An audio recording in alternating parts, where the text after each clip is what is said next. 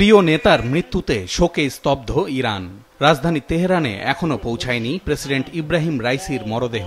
তার আগেই শহরের প্রাণকেন্দ্রে জড়ো হয়ে তাকে স্মরণ করছে সাধারণ ইরানিরা। হাতে প্রিয় নেতার ছবি নিয়ে চলছে আহাজারি। হেলিকপ্টার দুর্ঘটনায় নিহত প্রেসিডেন্ট ইব্রাহিম রাইসি ও পররাষ্ট্রমন্ত্রী হোসেইন আমির আবদুল্লাহিয়ান সহ অন্যান্য আরোহীদের মরদেহ তাবরিজ শহরে রাখা হয়েছে। সেখানে চলছে জানাজার প্রস্তুতি। জড়ো হয়েছেন হাজারো মানুষ। এখানে জানাজা শেষে কাল রাজধানী তেহরানে নেয়ার কথা রয়েছে সবার মরদেহ। সেখানকার জানাজায় সর্বোচ্চ নেতা আয়াতুল্লাহ আলী খামেনির অংশ নেয়ার কথা রয়েছে। স্থানীয় বিভিন্ন গণমাধ্যমের খবরে বলা হয়েছে, বৃহস্পতিবার জন্মস্থান মাশাদে ইব্রাহিম রাইসির দাফন হতে পারে।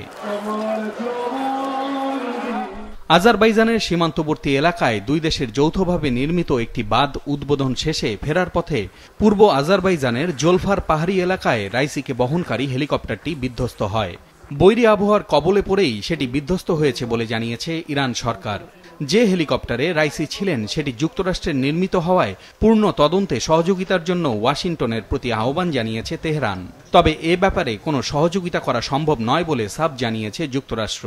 We were asked for assistance by the Iranian government. We did make clear to them that we would offer assistance as we would do in response to any request by a foreign government in this sort of situation, and ultimately we were not able to provide that assistance. We will continue to fully enforce our sanctions regime, including our sanctions regimes on aircraft for use by the Iranian government. Ultimately, it's the Iranian government that is responsible for the decision to fly a 45-year-old helicopter in what was described as poor weather conditions.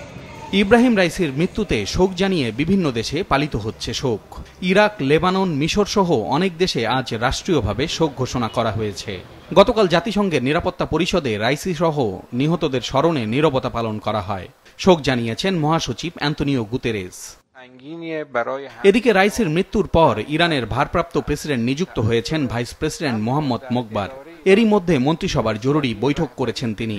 স্থানীয় গণমাধ্যমগুলো বলছে, আগামী 28শে June দেশটিতে আগাম president নির্বাচন অনুষ্ঠিত হবে। পলাশ রঞ্জন রায়, মাছরাঙা news desk.